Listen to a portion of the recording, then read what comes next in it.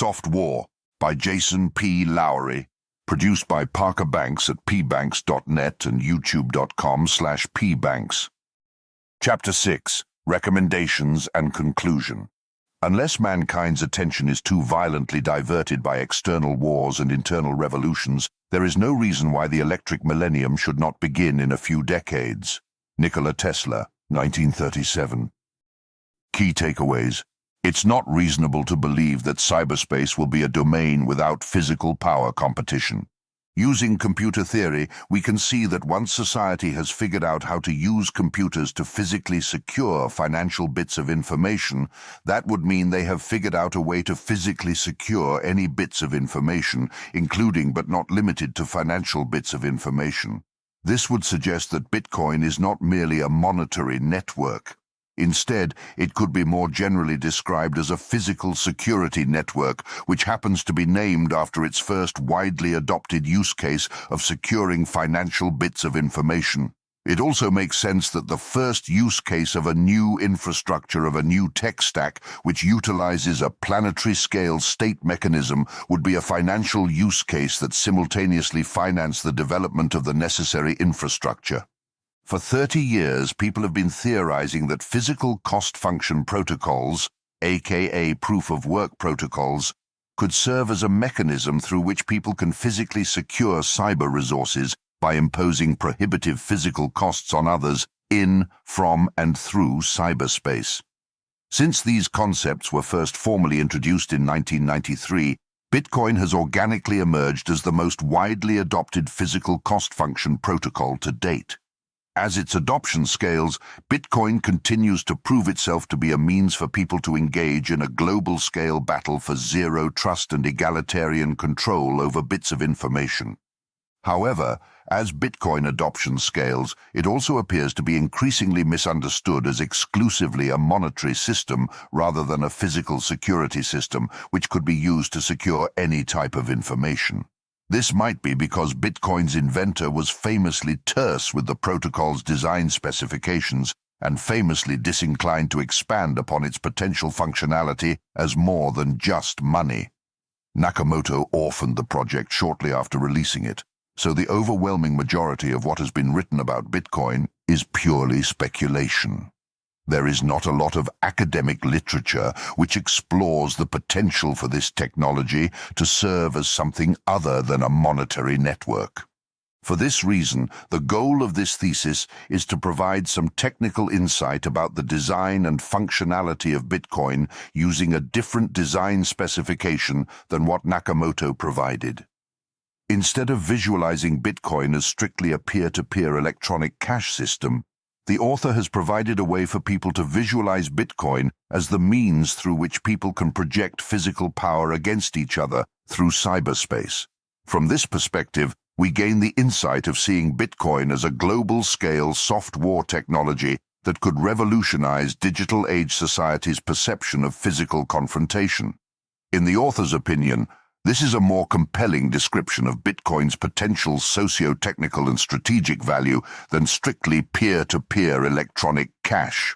Bitpower could be far more impactful to society than just Bitcoin, and it makes sense that they would be one in the same technology. For thousands of years, people have been adopting belief systems which allow ruling classes to wield asymmetric levels of abstract power and control authority over them. Populations have tried to keep themselves secure against the systemic exploitation of these abstract power hierarchies using logical constraints encoded into rules of law, but time and time again, these logical constraints have proven to be demonstrably incapable of preventing systemic exploitation and abuse of people's belief systems. No matter what logical constraints are encoded into the design of their abstract power hierarchies, people have not succeeded at sufficiently constraining belligerent people from exploiting them. Eventually, someone finds a way to exploit the population's belief system for their own personal advantage.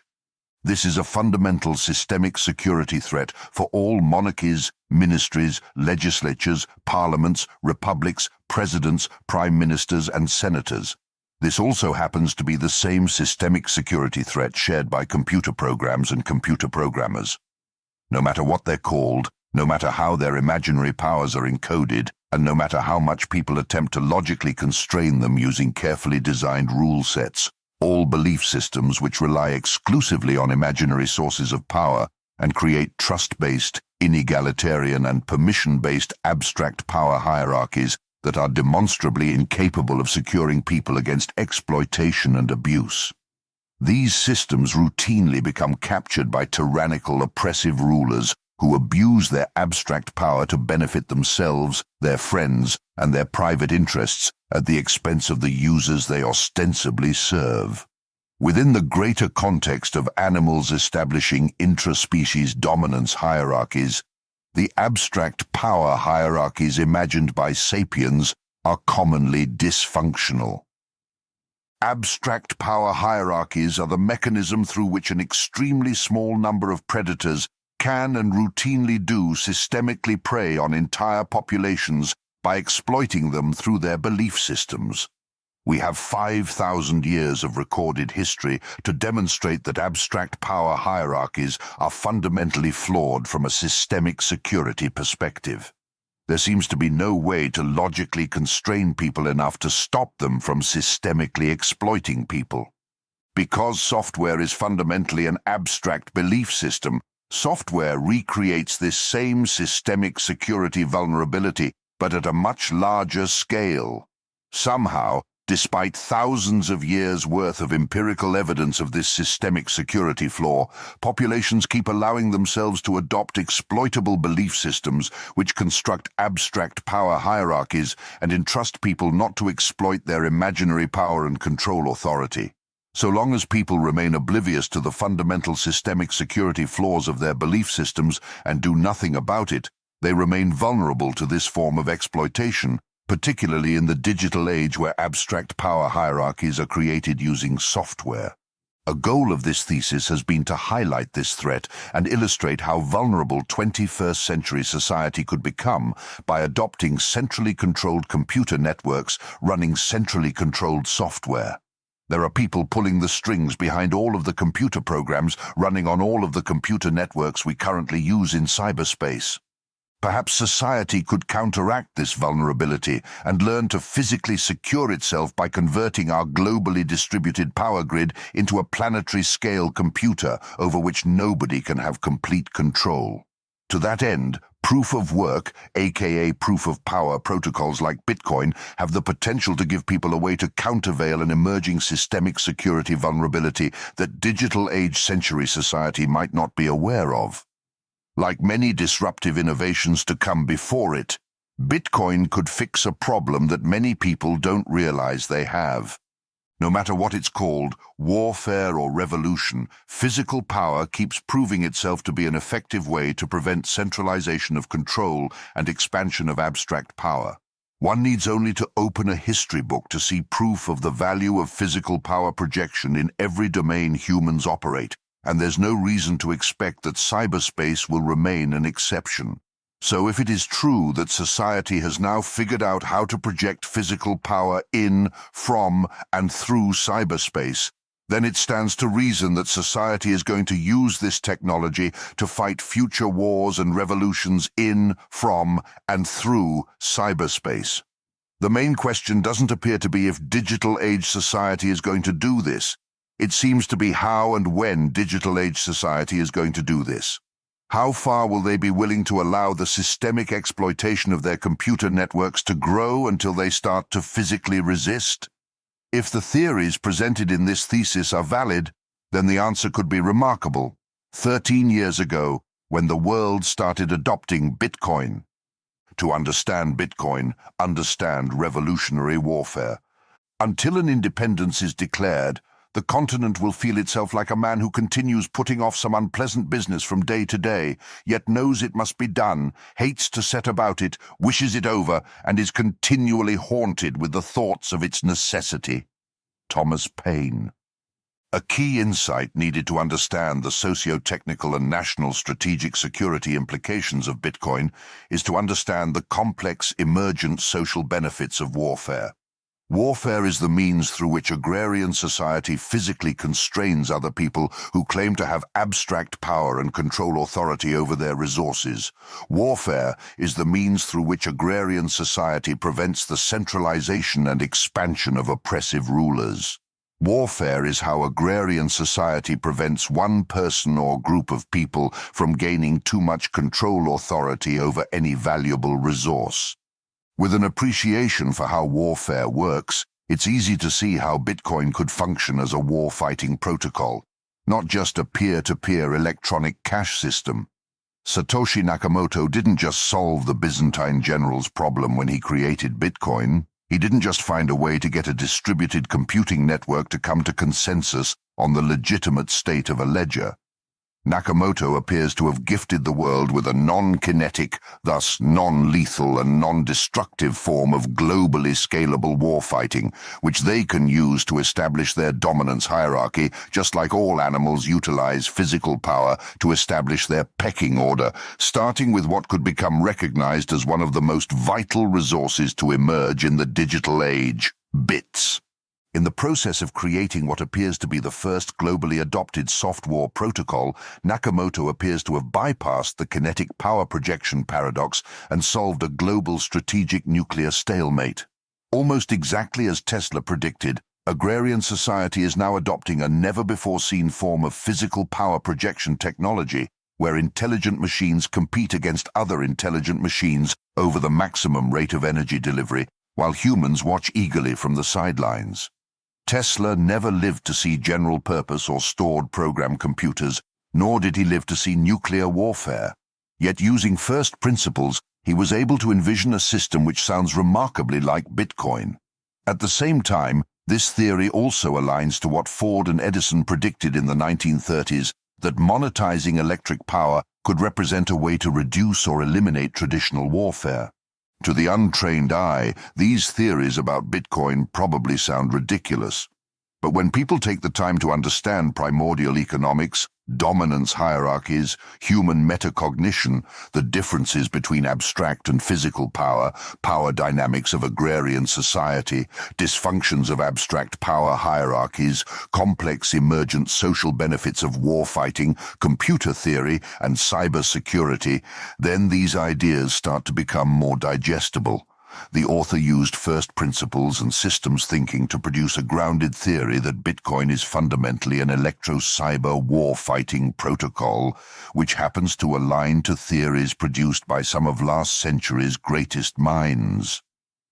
The social value of warfare is to physically constrain the expansion of abstract power, thus physically decentralize people's abstract power over resources using a global-scale physical power projection competition. This is precisely the same design concept that Nakamoto encoded into the Bitcoin protocol, except Bitcoin does what Einstein claims is possible: it swaps matter for energy. Instead of imposing severe physical costs by applying forces to masses, the Bitcoin system imposes severe physical costs by passing charges across resistors. The result is a non-kinetic, massless, software-defined form of warfare that could become the primary way nations physically secure their property, for example money, and policies against each other in a way that isn't stuck in the quagmire of a strategic nuclear stalemate. Nations like El Salvador have already started adopting this technology to secure their property, policy, and freedom of action in cyberspace against nuclear-armed superpowers, namely the US, and other countries like Russia appear to be pivoting to do something similar.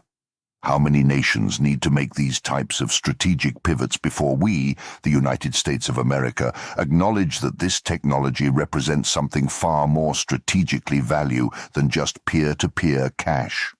Those who criticize Bitcoin as being inefficient illustrate that they don't understand Bitcoin. If you don't believe it or don't get it, I don't have the time to try to convince you. Sorry. Satoshi Nakamoto. Time will tell how systems like Bitcoin will be utilized in the future. For now, all we can do is endeavor to appreciate the theoretical potential of this technology and the precedents it sets, not just for cybersecurity, but for the broader field of computer theory. To the untrained eye, proof-of-work computing systems like Bitcoin look inefficient and bad for the environment. This highlights how misunderstood this technology is, including and especially by computer scientists and software engineers who have adopted a culture of ignoring everything happening at the bottom of their computer tech stacks. The reader should now understand that producing a substantial electric power deficit in the surrounding local environment is not an undesired emergent property of physical cost-function protocols like Bitcoin. It's the primary value-delivered function. In simple terms, the point of Bitcoin is to be physically expensive, because physically expensive bits are a key missing ingredient to cybersecurity, which can prevent the systemic exploitation of sensitive administrative privileges. Therefore, when people criticize Bitcoin's high energy consumption, they are ironically validating how well this novel design works exactly as it was intended to work. To revisit a core concept from Chapter 3, criticizing Bitcoin for its energy consumption is like criticizing antlers for having an awkward shape and a tendency to entangle. These people clearly don't understand the value of having the capability physically constrain or impose severe physical costs on people or their programs in, from, and through cyberspace. Hopefully, the concepts discussed in this thesis using power projection theory have helped the reader gain a better appreciation for the potential complex emergent benefits of this novel capability. In a virtual world filled with an infinitely growing number of infinitely less physically costly bits of information, physical cost-function protocols like Bitcoin introduce an infinitely scarce supply of infinitely more physically costly bits of information. This technology isn't wasteful, it's extraordinary. It appears to be a novel form of reverse-optimized computing that people don't understand because 1, they don't know computer theory, and 2, they've never seen anything like it before. If one were to actually take the time to look under the hood of this tech stack, they would see that proof-of-work protocols like Bitcoin utilize an opposite approach to ordinary computing. This is an intentionally reverse-optimized computing system that has been explicitly designed to be more physically constrained and more thermodynamically restricted, confounding computer scientists and software engineers who don't realize they've spent the past 80 years operating under an implicit and unchallenged assumption that less physically constrained and less thermodynamically restricted computers are unquestionably better. In a world devoted to creating the least physically restricted bits possible, Bitcoin is going directly against the mainstream approach to computing and endeavoring to create the most physically restricted bits possible. Instead of criticizing it, we should seek to understand why this could be counterintuitively beneficial.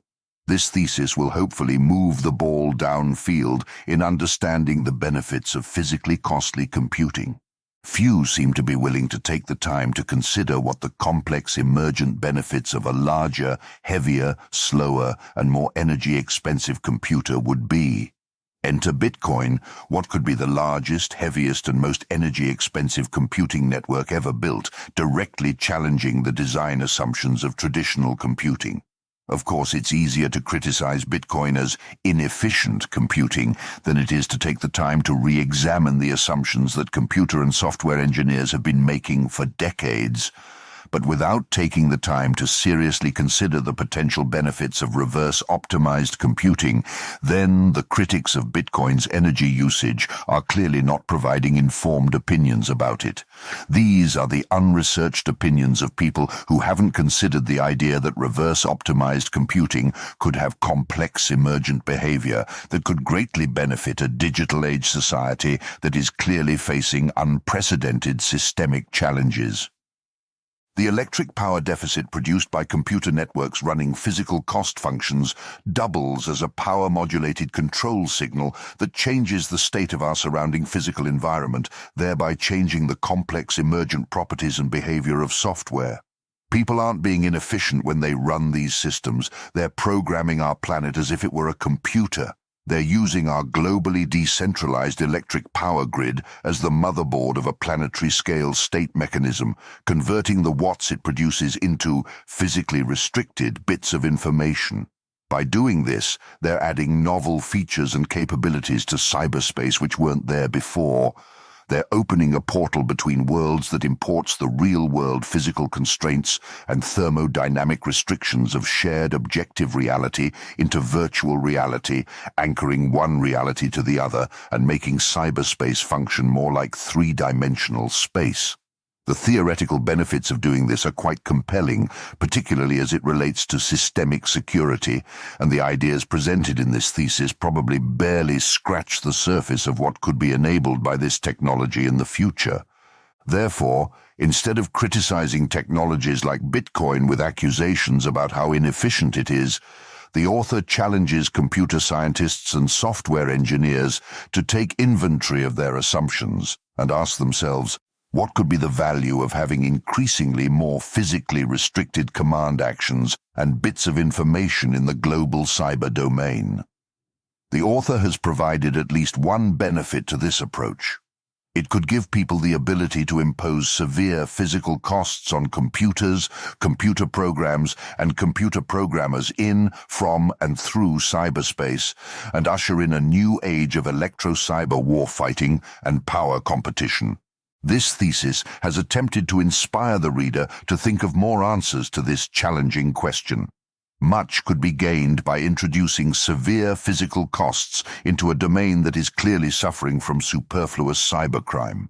The benefits are clear to those who understand the dynamics of physical power projection, but these benefits clearly aren't understood by the general public, else this technology would probably not be so misunderstood.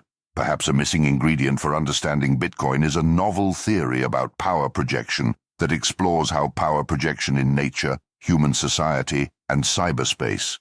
Through the lens of power projection theory, Bitcoin's potential value as something more than just money becomes easier to grasp. Bitcoin could disrupt human power-based dominance hierarchies at their foundation. Bitcoin is not an investment, it's a revolutionary act. Dan held. Power projection theory can be summarized as follows. Human civilization uses two types of power projection tactics to settle their property disputes and establish their dominance hierarchies: physical power and abstract power. The projection of physical power is what we call war. The projection of abstract power is what we call law. War is at least 10,000 years old, with an additional about 4 billion years of precedent set by other organisms. Written law is at least 5,000 years old. The technologies which human society uses to form both their physical and abstract power-based dominance hierarchies are rapidly changing after the invention of computers, and it seems like humanity is struggling to understand and reconcile the new balance of power. Modern agrarian society has only known how to write their policies on parchment and enforce or defend them using kinetic power projection tactics, aka hard forms of warfare. They have only known how to build their new empires this way because up until about 80 years ago, non-kinetic electro-cyber power projection tactics were not an option. Humans simply haven't had the ability to create polities any other way other than through the combination of written law, that is abstract power projection, and kinetic warfighting, that is physical power projection, because they haven't had access to technology which lets them do both differently. Until very recently, global-scale human polities, aka organized societies, have never had transnational communities adopt policies written in computer programming languages before. They have certainly never seen how it is possible to physically enforce or secure policies using electro-cyber power projection tactics or soft forms of warfare like Bitcoin. This is probably because people don't normally spend their time thinking about human metacognition or the systemic differences between abstract power and physical power. Much less do they think about what would happen to our societies if humanity figured out how to project both abstract and physical power in a completely new way, from a completely new domain. Therefore, if new technologies emerged which change the way people can project both abstract and physical forms of power, it's not reasonable to expect that they would even be able to recognize what's happening. At the very least, it would likely be a confusing and misunderstood phase of history. This thesis is an attempt to alleviate some of that confusion and misunderstanding. The key insight of power projection theory can be summarized in 2 sentences. Technology like Bitcoin could represent the discovery of an unprecedented power projection tactic, which gives people a new way to establish their dominance hierarchies and physically secure the properties and policies they value. This technology has the potential to disrupt human polities at their very foundation by changing the way our species manages one of its most precious resources, information itself and all of the knowledge and abstract power derived from it. The way societies settle policy disputes could change forever, because Bitcoin offers a way for people to peacefully settle policy disputes in a zero-trust and egalitarian manner that isn't as systemically vulnerable to corrupt, abusive, self-serving people who must be trusted not to exploit their abstract power and control authority over the existing internet architecture. The way society determines who has control over resources could change forever, because Bitcoin offers a way for people to physically secure and physically compete for zero trust and permissionless control over resources, namely digital information, in a non-lethal and egalitarian way. The way society achieves international consensus on the legitimate state of ownership and chain of custody of property could change forever, because Bitcoin offers a way for people across the world to achieve consensus on the legitimate state of ownership and chain of custody of bits of information without having to trust each other. Bitcoin's bits can represent any kind of precious information that people want it to represent, including but of course not limited to financial information. Bitcoin could therefore represent a strangler pattern replacement of our legacy internet infrastructure with a modern architecture that isn't so clearly vulnerable to systemic exploitation and abuse. Bitcoin could represent the adoption of a new internet architecture with a foundationally different state mechanism at the base layer of the tech stack. Bitcoin could represent the operating system of a planetary-scale computer that we haven't seen before and don't understand we need, one that gives people zero trust and permissionless access to cyberspace regardless of who they are and what they want to use it for. This new version of cyberspace could be one that gives people the egalitarian right to compete for administrative control over it, using their respective physical power projection capabilities. And as a complex emergent effect of that physical power projection competition, administrative control over this new planetary-scale computer can remain decentralized, thus far less vulnerable to the population-scale systemic exploitation that is increasingly plaguing the current internet architecture. As the new internet architecture strangles the legacy internet architecture, the first of many services that digital-age society would likely want to transfer from the legacy internet architecture to the new architecture would be financial services. Financial bits of information are obviously valuable bits of information. People are going to want to physically secure their ability to transfer financial bits of information from one side of cyberspace to the other without it being denied or exploited.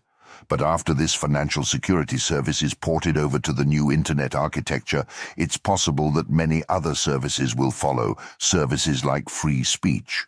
Insofar as humans continue to value their bits of information in the information age, they are probably going to want an internet infrastructure that allows them to physically secure those bits of information.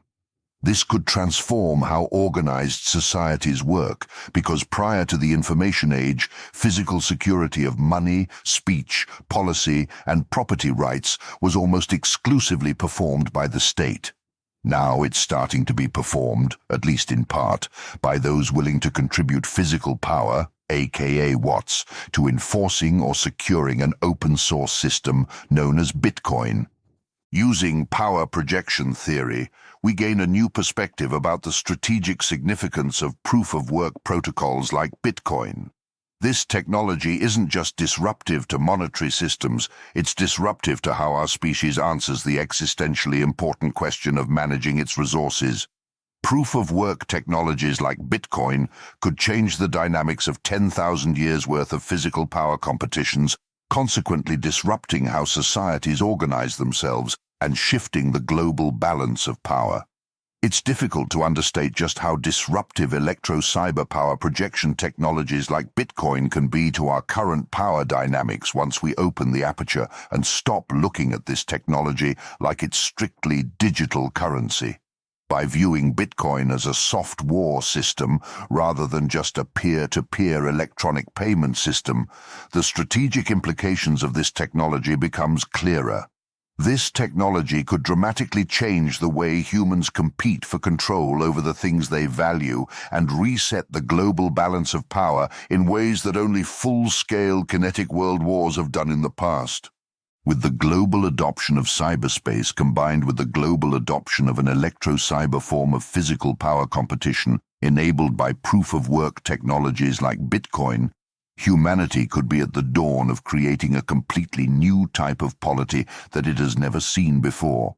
A new or adjusted type of governance system which enables the formation of an organized society that resembles something on par with, or perhaps even superior to, a traditional government. With the emergence of cyberspace and a new way to project power in, from, and through cyberspace, humanity could be crossing the event horizon of a highly impactful discovery akin to the discovery of agriculture. These technologies could reshape our understanding of what the term national defense means by changing what national means, because this technology could change how abstract power hierarchies are forged in the first place. Recommendations for future research. We also think there is very high-stakes game theory at play here, whereby if Bitcoin adoption increases, the countries that secure some Bitcoin today will be better off competitively than their peers. Therefore, even if other countries do not believe in the investment thesis or adoption of Bitcoin, they will be forced to acquire some as a form of insurance. 2022. Fidelity Report. Develop more theories about Bitcoin that aren't based on financial, monetary, or economic theory. The author has 2 recommendations for future Bitcoin research. The first recommendation is to consider doing other grounded theory research efforts like this, where people endeavor to create alternative theoretical frameworks to analyze Bitcoin's socio-technical and national strategic implications as something other than strictly a monetary technology. This thesis was merely an attempt to produce something different after recognizing that academia has been making the same baked-in presumptions with their current analytical efforts, which could possibly be contributing to so much analytical bias that it could represent a national strategic security hazard. Deductively, analyze Bitcoin from the perspective of power projection theory. If people aren't interested in producing alternative theories, then a second recommended way ahead for future researchers is to consider using the concepts of power projection theory presented in this thesis to derive new hypotheses about Bitcoin, which can be deductively analyzed using traditional hypothesis-deductive approaches. This thesis is filled with different concepts and hypotheses that could be used for follow-on research efforts. The author tried to provide something for the research community to pick apart and validate or invalidate using their own fields of knowledge and expertise. It could be beneficial to hear other people's perspectives on these ideas. Maybe there is something more to this than the author didn't think about because of his own limited field of knowledge. If the reader is interested in deductively analyzing concepts presented in this thesis, then the author recommends focusing on the novel computer theoretics presented in the section Novel Computer Theory about Bitcoin. This section offers the richest source of candidate hypotheses for future analysis. For example, is the author's hypothesis valid that physical cost function protocols like Bitcoin could represent the operating system of a completely new type of planetary scale computer? Does it have completely different emergent properties which no ordinary computer could replicate? What are some of the other benefits that could be gained from a reverse-optimized planetary scale computer that makes bits of information extraordinarily expensive? Each of these questions could represent a rich research topic, particularly in fields related to computer science and cybersecurity. Recommendations for future policy-making efforts. I have a foreboding of an America in my children's or grandchildren's time, when the United States is a service and information economy, when awesome technological powers are in the hands of a very few, and no one representing the public can even grasp the issues. Carl Sagan. Stop relying exclusively on financial, monetary, and economic theorists to influence Bitcoin policy. For policymakers who are working on shaping public policy as it relates to Bitcoin, proof-of-work technologies, cybersecurity technologies, or national security, the author offers the following 5 recommendations. The first recommendation is to stop relying exclusively on financial, monetary, and economic theories to inform public policy about proof-of-work technologies like Bitcoin. Subject matter expertise in finance only makes one qualified to talk about financial use cases of Bitcoin, not all use cases of Bitcoin, and especially not about proof-of-work technologies as a whole. Financial expertise is mostly irrelevant to computer theory, power projection tactics, and military strategy. Subject matter expertise in economics or monetary theory doesn't make one qualified to talk about the technical merits of a computer system arbitrarily called a coin, just like subject matter expertise in meteorology doesn't make one qualified to talk about the technical merits of a computer system arbitrarily called a cloud.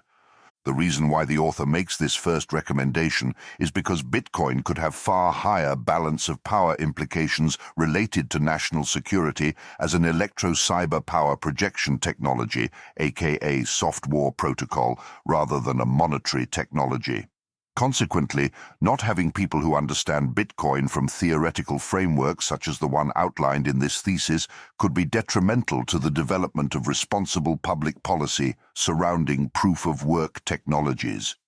If the US policymakers are truly interested in creating responsible public policy for proof-of-work technologies, then they should be willing to consider alternative perspectives to eliminate blind spots.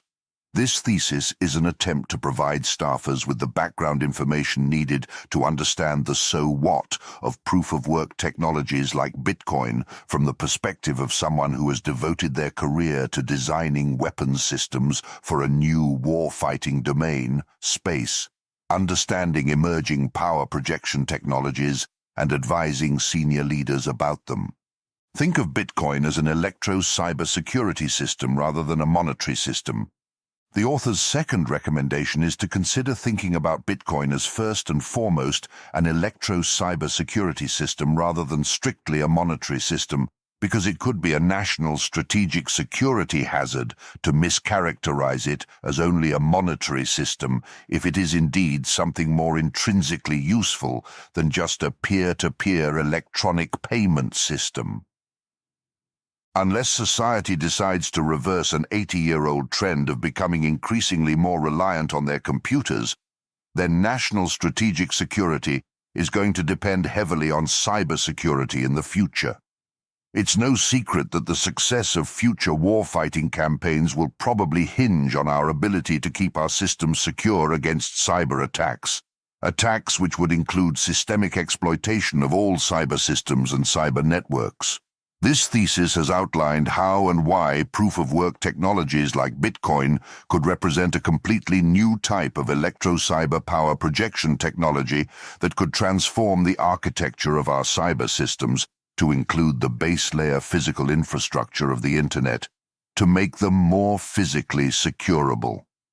There are many applications for Bitcoin as first and foremost a cybersecurity protocol to protect any bits of information, including but not limited to financial bits of information.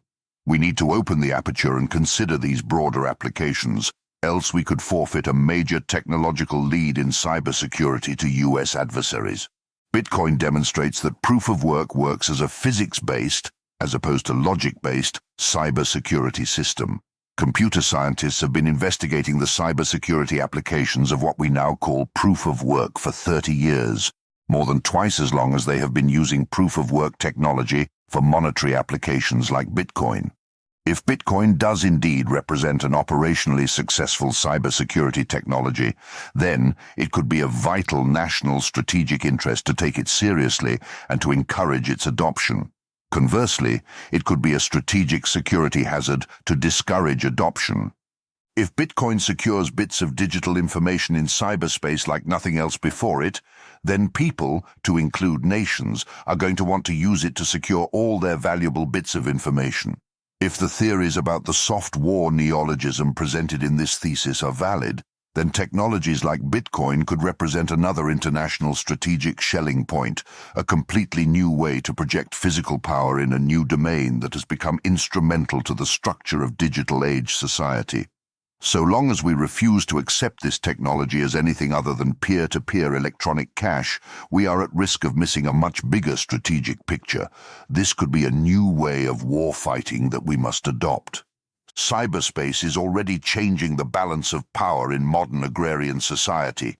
Cyberspace is a battlefield which does not appear to give an upper hand to nuclear superpowers, but could theoretically give a major upper hand to electro-cyber superpowers. It stands to reason that we should at least begin to seriously consider the strategic importance of posturing this nation to be an electro-cyber superpower. As we speak, nations are actively starting to adopt Bitcoin to protect and defend their national interests. They are raising public funds to build and run hash forces. As they do this, they are validating Tesla's theories about the future of warfare. People are beginning to demonstrate how to decrease the utility of kinetic warfare by making all nations, big or small, equally able to defend themselves in, from, and through cyberspace. We are watching Tesla's theories play out in real time, and few seem to recognize it. Power projection tactics in the digital age have clearly changed, and we need to learn how to adapt to these new power projection tactics, else we should not expect to remain a global superpower in the digital age regardless of our kinetic power projection capabilities. Our combined military strength is practically useless in the abstract domain of cyberspace where there are no masses to displace with forces. Assuming the theories presented in this thesis are valid, this would imply that if the US wants to be powerful in, from, and through cyberspace, they're going to need to consider stockpiling bit power, aka Bitcoin, and they're going to need to consider supporting a robust domestic hashing industry. It may even be worth considering the stand-up of organizations dedicated US kinetic power projection resources to protecting and defending our domestic hashing industry. In other words, the US might one day consider using its military resources to physically secure the mass-based infrastructure and integrity of the Bitcoin network, for example, internet, power grid, computing facilities, chip fab resources, etc. To that end, it's conceivable that the US may one day employ some type of combatant component dedicated to protecting and defending the nation's Bitcoin hashing infrastructure, just like we already do for other strategically important assets.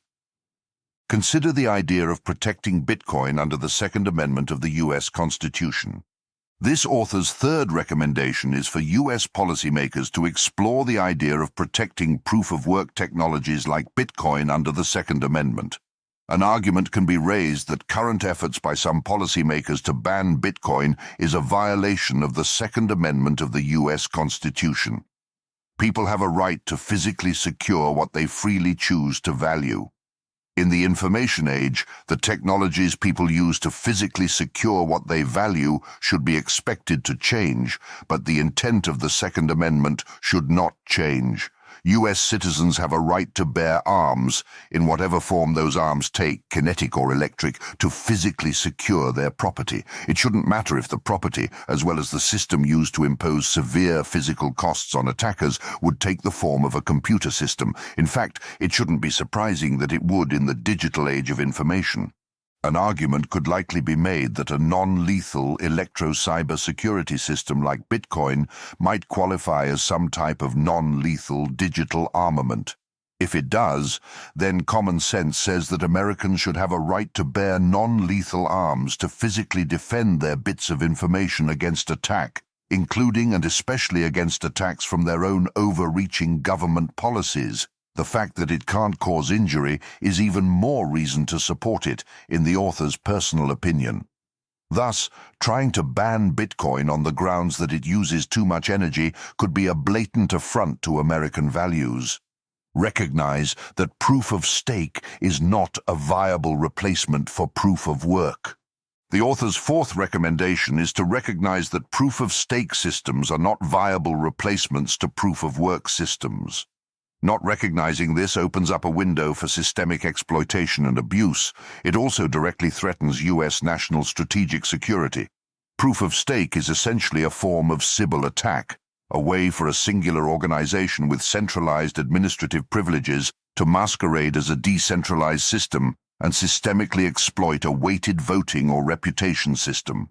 Stake is nothing more than an abstract name given to the zero-sum and inegalitarian administrative privileges that have already been assigned to an unknown group of anonymous users, probably those who awarded themselves with the majority supply of Ethereum before the protocol was publicly launched and several years before the protocol forked to proof-of-stake. To adopt a proof-of-stake system is to put oneself at the mercy of the users who control this so-called stake, based on nothing more than blind faith that stake isn't already majority controlled by a single group of people who could easily exploit its reputation system by dividing that stake across multiple addresses and masquerading as a decentralized group of people.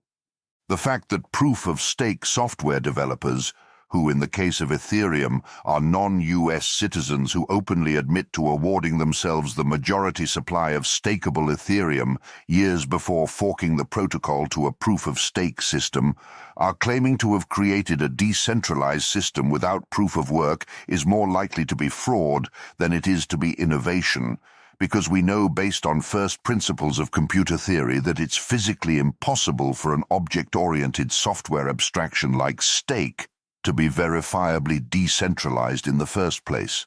Stake doesn't physically exist, so it's incontrovertibly true that it's physically impossible for the special administrative privileges which Ethereum developers arbitrarily been named stake to be verifiably decentralized.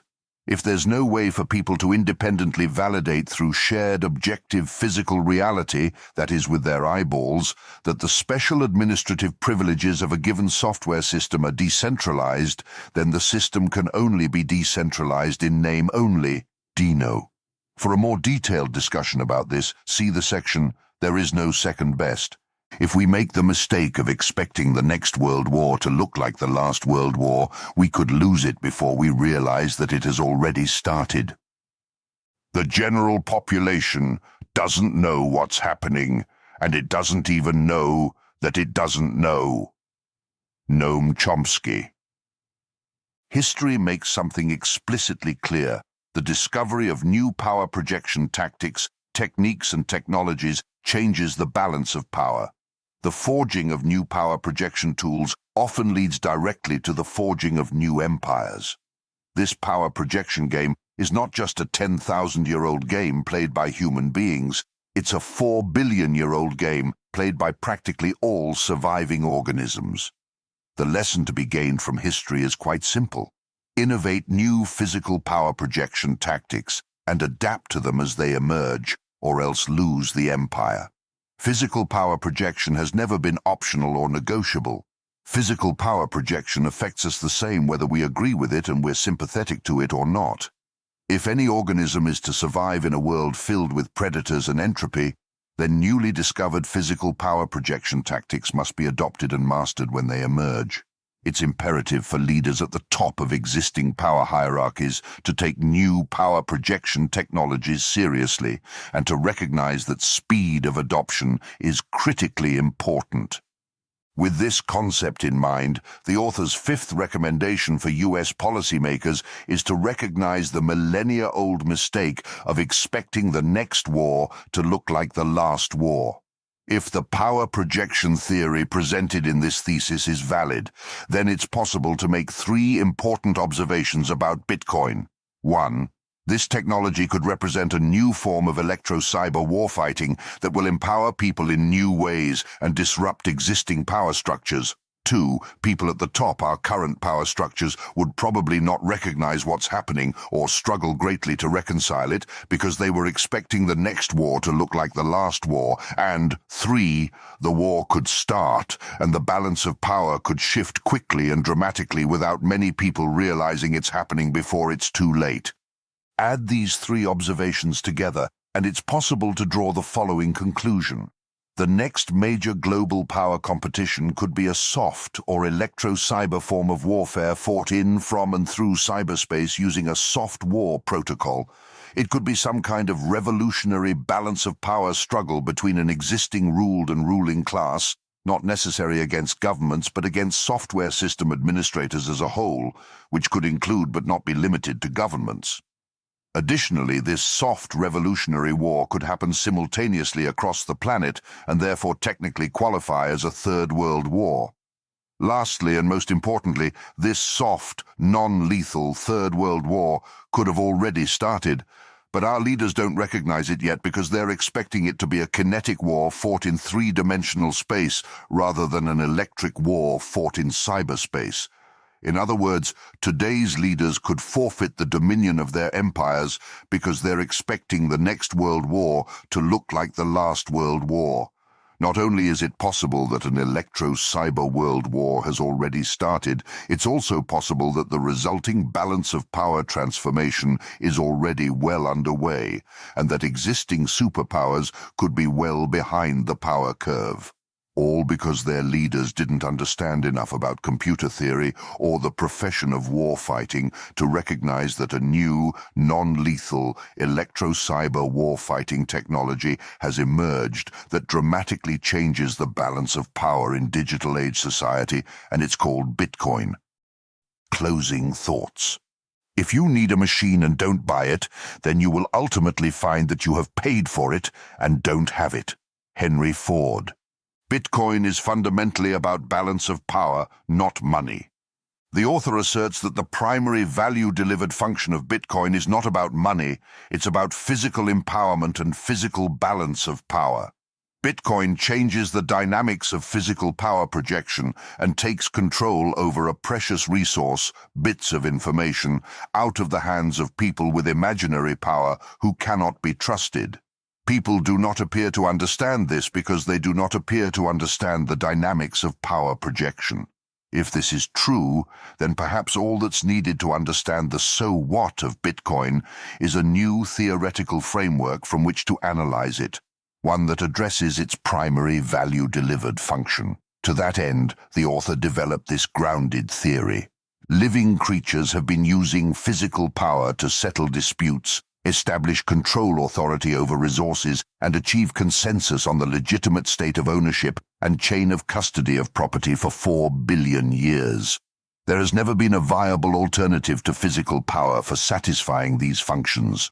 No matter how much sapiens desperately want to imagine an alternative to physical power as a basis for settling our disputes and establishing our dominance hierarchies, we have never been able to replace physical power, aka Watts, because Watts clearly have complex emergent social benefits. To date, no amount of trust, faith, or logic has been able to keep a human belief system secure against other humans. This is probably because humans are first and foremost apex predators. Give a human any kind of imaginary power, and they will be tempted to exploit it. It doesn't matter what type of stories people write or whether they're written on parchment or Python. Create any kind of belief system, and systemic predators will emerge to exploit those belief systems for their own personal advantage, unless they are physically restricted from doing so. This is one of many reasons why physical power projection is necessary, a lesson that civilized societies keep allowing themselves to forget over and over again. It appears that digital age society has made the same mistake. Among the most precious resources of modern human civilization is information, including, but not limited to, financial information. 80 years ago, humans figured out how to digitize information and store it on intelligent machines using machine code. These intelligent machines now control most of our bits of information. This begs an important question. Who controls these intelligent machines? Those who program our computers now control one of digital age society's most precious resources.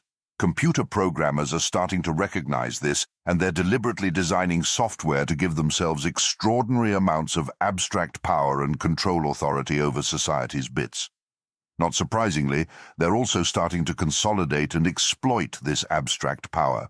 A new class of technocratic god kings are emerging, and their abstract strength is derived from the software we're using, as software itself represents nothing more than an encoded belief system, another way to wield abstract power over others. Look around, and you'll see evidence of a growing imbalance of power. The richest and most prominent among us are often the ones who control the computers which manage our financial bits of information.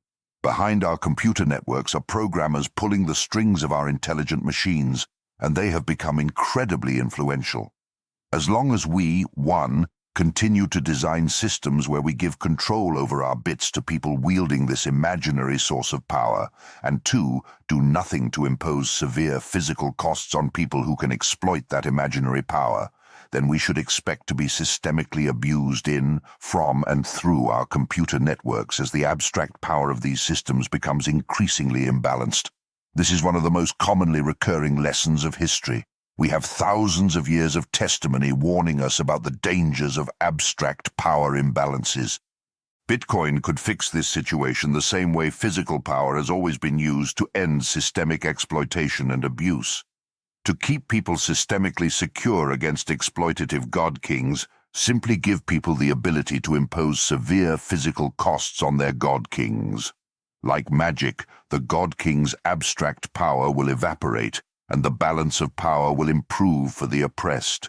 But how can people do this in cyberspace using nothing but their computers? How does one impose physical costs on anonymous computer programmers hiding behind the software they designed to countervail and rebalance their abstract powers? Bitcoin shows us how. Convert physical power into bits so that it can be wielded in, from, and through cyberspace. By simply using large quantities of watts to represent our precious bits of information, as opposed to transistor states, the heavily consolidated and unimpeachable abstract power of digital age god kings can be dramatically rebalanced. The solution to the threat of systemic exploitation via cyberspace could simply be to use our globally decentralized power grid as the underlying state mechanism of a new internet architecture. But to accomplish this, we would need to design an operating system which can convert the power grid into a planetary-scale computer over which no single person or group of people can have consolidated and unimpeachable control. Incidentally, this is exactly what Bitcoin appears to do. Using this planetary-scale computer, we could theoretically reverse-optimize bits of information to be as expensive as possible to transmit, and then refuse to execute commands or control actions without these expensive bits of information. We can turn physical power into bits of information that prove the presence of real-world power, and then we can demand proof of that real-world power to impose a physical constraint on those who wield imaginary power.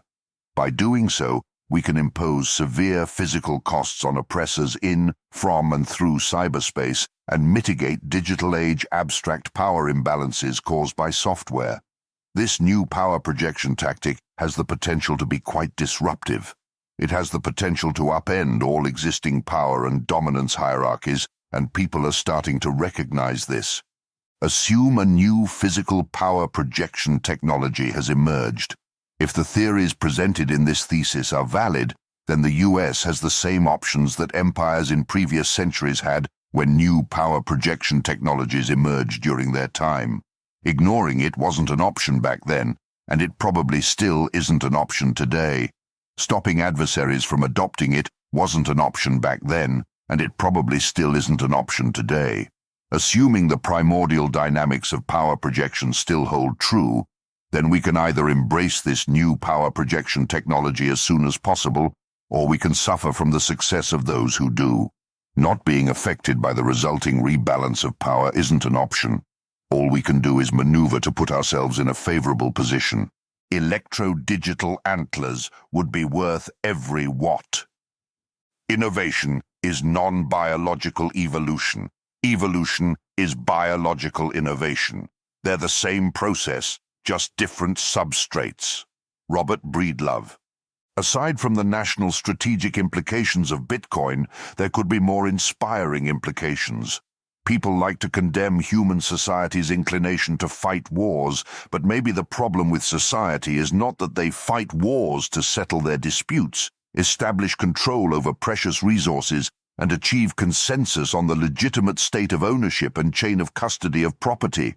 After all, practically all living organisms do this. Instead, maybe the problem with human society is that we have not figured out how to make our wars soft. That is, maybe we just need to figure out a way to settle the disputes we have about our most valuable resources, like our financial information, non-destructively. Maybe humans simply need to evolve their own version of antlers, a way to compete against each other and establish their dominance hierarchies using physical power competitions rather than systemically exploitable abstract power, but without causing so much injury to their own kind. It's unlikely that humans will grow antlers anytime soon, but we could be clever enough to develop a special type of technology to perform the same function as antlers for us. As Tesla predicted in 1900, maybe it would involve intelligent machines competing against each other in an energy competition, while humans watch peacefully from the sidelines. Just like Ford predicted in 1921, maybe it would involve turning electricity into money. The same technology could accommodate both theories simultaneously. If we could figure out a way to set up our dominance hierarchies over our valuable resources using a globally adoptable, non-lethal power projection technology that empowers populations to physically compete against each other in a non-destructive way, that would not just represent a technological breakthrough that could change the nature of war fighting, that would double as an evolutionary breakthrough. It would represent the evolution of a technology that has the same function as antlers, a way for humans to establish intraspecies dominance hierarchies and determine the right balance of power using non-lethal, that is electric physical power, rather than lethal, that is kinetic physical power, but still retain the complex emergent benefits of physical power-based resource control structures. This is what I find so inspiring about Bitcoin. The idea of non-lethal warfighting is what motivated me to risk my professional career and devote my entire U.S. National Defense Fellowship towards researching this technology and developing this new theoretical framework. If the theories presented in this thesis are valid, then proof-of-work technologies like Bitcoin could function like human antlers. We may have discovered how to use our globally decentralized electric power grid as the bone structure we need to project power and impose severe physical costs on each other to settle our disputes and establish our dominance hierarchies in a way that minimizes intraspecies injury. The bottom line is that Bitcoin could represent the emergence of an electro-cyber power projection system that digital age society could utilize to help mutually assure the preservation of our species while still retaining the complex socio-technical benefits of our physical power competitions, what we otherwise call warfare. For a population entrapped by more than 10,000 years of kinetic warfighting that has now scaled physical power projection capabilities to the brink of mutually assured nuclear destruction, proof-of-work technologies like Bitcoin could not only function like a human version of antlers, they could also be our own personal version of involuntary multicellular cooperation. Like Archeon did 2 billion years ago, this technology could give us a way to escape a fiery hellscape by giving humans a mechanism to stick together and cooperate at a global scale, even though we clearly can't trust each other enough to form one unified government. Maybe Bitcoin might function as a global-scale polity that transcends nation-states and unites people across the world in a counterintuitive way by creating a belief system where we all agree to trust that no one can be trusted with abstract power, so we choose to put our faith in physical power, for example, watts, instead. In what would be a romantic twist of fate, the intelligent machines we used to design the bomb could help humanity protect itself from the threat of the bomb by creating a soft form of mutually beneficial, non-kinetic warfighting. If these theories are valid, then Bitcoin would not be a waste of energy. Bitcoin would be worth every watt.